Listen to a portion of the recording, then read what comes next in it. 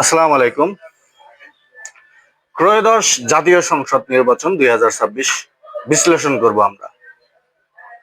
ত্রয়োদশ জাতীয় সংসদ নির্বাচন ২০২৬ এই নির্বাচনে আমরা কি কি দেখতে পেলাম এমন এক অদ্ভুত সমীকরণ, যা শুধু আসন দেখে বোঝা যায় না, সবসময় ২ আর ২ ৪ হয় না। ২ আর ২ কখনো ৩ হয়, কখনো ৫ হয়, যা আমরা এই নির্বাচনের পরে দেখতে পাচ্ছি। চলুন সেই বিশ্লেষণটা আমরা পরিষ্কারভাবে বুঝে নেই। প্রথমে আমরা আসি ভোট বনাম আসন। ভোট বনাম আসনে নিম্ন কক্ষে দেখা যাচ্ছে একদিকে বিএনপি জোট পেয়েছে প্রায় ২০৯ থেকে ২১২ আসন, অন্যদিকে ১১ দলীয় ঐক্য জোট এবং তাদের মিত্ররা মিলিয়ে পেয়েছে প্রায় ৭৭টি আসন। সংখ্যা দেখলে কিন্তু মনে হয় ব্যবধানটা অনেক বড়, কিন্তু ভোটের শতাংশে গেলে চিত্রটা খুবই ভিন্ন। বিএনপি পেয়েছে ৪৬.৬% ভোট এবং জামাত পেয়েছে ৪৩.৯% ভোট। ব্যবধানটা মাত্র ২.৭%। ব্যবধান খুবই ছোট হলেও আসনের পার্থক্যটা আমরা দেখছি খুবই বড়। একদিকে কোথায় ২১৩ আর কোথায় ৭৭, অসমান। আচ্ছা, এবার পয়েন্টে আসি ২ নম্বরে, কেন আসনের পার্থক্য এত? এর কারণ লুকিয়ে আছে নির্বাচনী পদ্ধতিতে। অনেক আসনে দেখা গেছে ২ লাখ ভোটের লড়াই মাত্র কয়েকশো বা কয়েক হাজার ভোটের ব্যবধানে যার বেশি ভোট সেই পুরো আসন জিতেছে। ফলে ভোটের শতাংশ কাছাকাছি হলেও আসনের সংখ্যা হয়ে গেছে অসমান। এই কারণে জামাত লাখ লাখ ভোট পেয়েও কম আসন পেয়েছে, আর বিএনপি বেশি আসন নিয়ে এগিয়ে আছে। এবার ৩ নম্বর টপিকে আসি, উচ্চ কক্ষের সমীকরণ। এখানে চমকটা দেখবেন আপনারা। উচ্চ কক্ষে মোট ১০০টি আসন, বিএনপি জোট পেয়েছে প্রায় ৪৭টি আসন, আর জামাত প্রায় ৪৪টি আসন। এখানে ব্যবধান মাত্র ৩টি। নিম্ন কক্ষে ব্যবধান বড়, কিন্তু উচ্চ কক্ষে খুবই কম। এখানে রাজনীতির আসল খেলা। কোনো বড় আইন পাশ করতে গেলে ৫১টি সমর্থন দরকার। সে সমর্থনটা কেমন সেটা আমি আপনাদেরকে একটু বুঝিয়ে বলছি।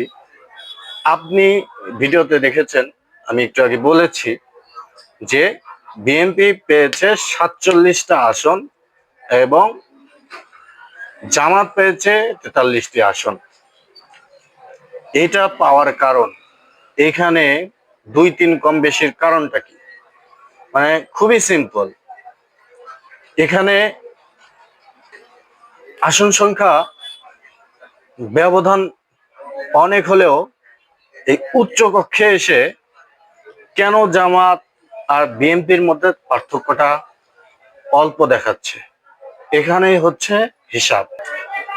কারণ ভোটের দিক থেকে জামাত পিছিয়ে নেই, মাত্র ২.৭% ভোট পিছিয়ে, যার কারণে উচ্চ কক্ষে তাদের আসন বিএনপির কাছাকাছি অবস্থানে। এখন এখানে প্রশ্ন হলো, যদি কোনো আইন পাশ করতে হয় তাহলে বিএনপি একা কখনো সেটি করতে পারবে না। কেন? কারণ আইন পাশ করতে হলে ৫১টি সমর্থন দরকার, যেখানে বিএনপির সমর্থন আছে মাত্র ৪৭টি। তো বাকি ৪টি সমর্থনকারী আসন কোথা থেকে নেবে তারা? অবশ্যই বিরোধী দল থেকে। সে বিরোধী দল হতে পারে জামাত অথবা এনসিপি বা আরো অন্যান্য যারা আছে তারা। তো এখানে যদি জামাত বা এনসিপি এরা সমর্থন না দেয়, তাহলে কিন্তু বিএনপি বড় ধরনের কোনো আইন পাশ করতে পারছে না। সুতরাং রাজনীতি এখন একপাক্ষিক নেই, রাজনীতি হয়ে গেছে আলোচনার সমতুল্য। কাউকে ছাড়া কেউ ক্ষমতার অপব্যবহার করতে পারবে না।